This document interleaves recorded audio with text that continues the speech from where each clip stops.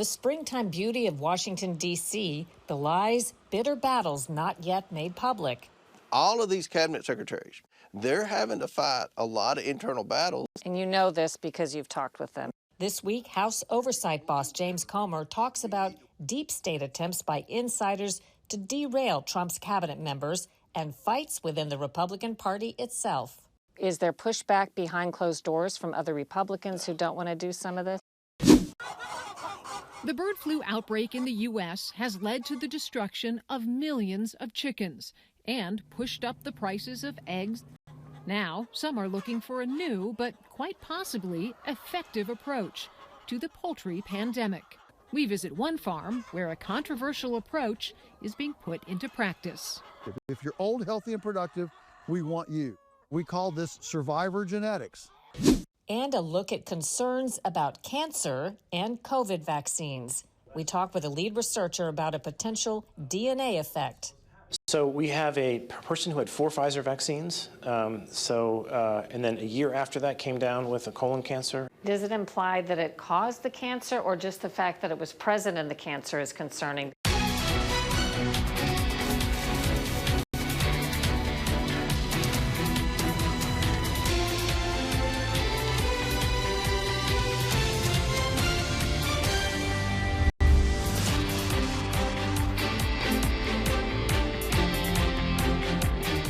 Welcome to Full Measure. I'm Sharyl Attkisson. We're just days away from the end of President Trump's first 100 days of his already tumultuous second term. Today we have some fascinating insight into a federal government adjusting to and largely doing combat with the Trump agenda. Republican Congressman James Comer heads up the powerful House Oversight Committee. He talks about his fight to unearth who's blocked release of formerly secret documents and how what he calls the deep state is actively fighting those trying to dismantle it.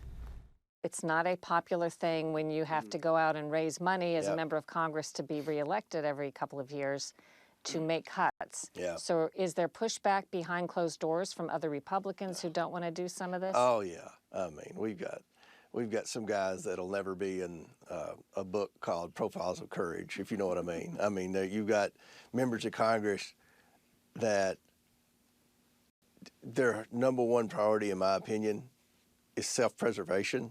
The Committee on Oversight and Government Reform will come to order. Republican James Comer of Kentucky heads up the House Oversight Committee, the investigative powerhouse of Congress. It famously exposed the IRS targeting of conservative groups, which sparked national outrage. Good morning, Mr. Chairman and members of the committee. My name is Lois Lerner, and I'm the Director of Exempt Organizations at the Internal Revenue Service. The committee also uncovered billions in misspent taxpayer funds for COVID relief. Thank you all for being here. Comer makes it clear that top Trump officials are locked in fierce, epic battles against what they call the Washington, D.C. swamp. All of these cabinet secretaries, whether it's Brooke Rollins at Ag or Pam Bondi at Department of Justice, they're having to fight a lot of internal battles that really haven't made it into the mainstream media yet. And you know this because you've talked with them. They're already facing that. I've talked to some of the cabinet secretaries. The task force on declassification of federal secrets will come to order.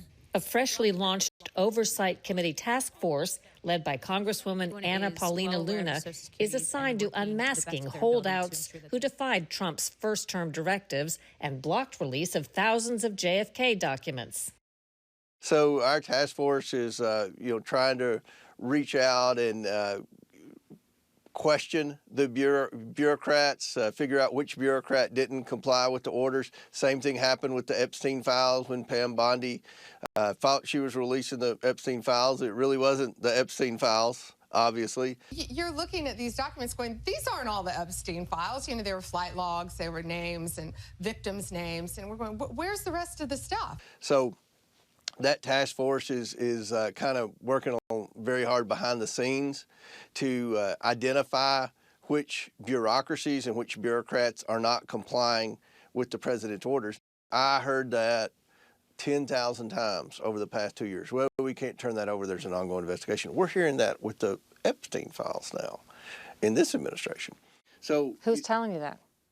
Well, that's what that's when we request information, if they don't provide it, that's what they say, there's an ongoing investigation. Some liaison to Congress tells you that? Well, Delivers that whoever replies to our letter or subpoena, that's what they say. There's an ongoing investigation. So even now they're citing that for we've been real careful to try to let, some of these cabinet officials get established and things like that. The task force has asked for, the Epstein list and things like that, and that's been the reply thus far, but they still say we're going to release it. We're in the process of releasing it. We've just got to make sure nothing is released that compromises the ongoing investigation. Do you think we now have all the JFK files, or they're in the process of being posted and so on? Well, I would say that we've probably gotten pretty much what we're going to get. The question I have is, were there documents that have disappeared over the last 4 decades, and that's probably a possibility. I find it hard to believe that if the government was involved in some type of role in the Kennedy assassination, that they would say, okay, let's keep this file in this safe here. And, I would think that file would disappear very quickly. Well, I've said much the same about the Epstein files. Certainly, if there are bad actors, they weren't holding the documents under a glass dome waiting for Trump to be reelected so that they could be released. The thing that worries me about the Epstein files, and I've read a lot about it, like most Americans have, is was our government involved in this? Were they potentially blackmailing some of the most influential people in the United States or in the world? If you go into, Britain and other countries where we know there were very high profile people that were going to the Epstein Island or whatever you want to call it. And if that was the case, I find it hard to believe that any type of evidence of that would still be in existence. Including videos. Including videos. We know there were videos. And, I think at the very least, there are 2 questions most Americans have. Who was on the list, and did our government, play any role in evaluating that or spying on that, or were they involved in any type of, blackmail attempts or anything to get information? Enough time has passed, but we're still battling that battle. Beyond just prying open classified files, Comer has the sprawling deep state in his sights, accusing it of casting a shadow over government operations and throwing up roadblocks. We have a deep state list that we believe these employees need to be deposed at the very least to see, to answer basic questions. Why did you cover this up? Why did you provide this statement? Why did you sign the letter saying that the laptop was Russian disinformation when you knew darn well it was not Russian disinformation? We'll have public hearings. We'll do whatever, but we need to work with the Department of Justice. Are you waiting for the green light from them, or are you working to schedule hearings on these types of things? We're waiting for the green light. And why haven't you gotten it yet? Well, I don't know. There's a lot to do, and Pam Bondi is walking into an agency that's hostile towards her. There's no question about it. So she's having to battle within, and hopefully she'll win that battle and we can see some accountability. Comer applauded recent promotions of 2 IRS whistleblowers interviewed here on Full Measure almost a year ago. Gary Shapley and Joseph Ziegler had been retaliated against after they publicly testified the IRS and Justice Department under President Biden largely derailed investigations into the Bidens.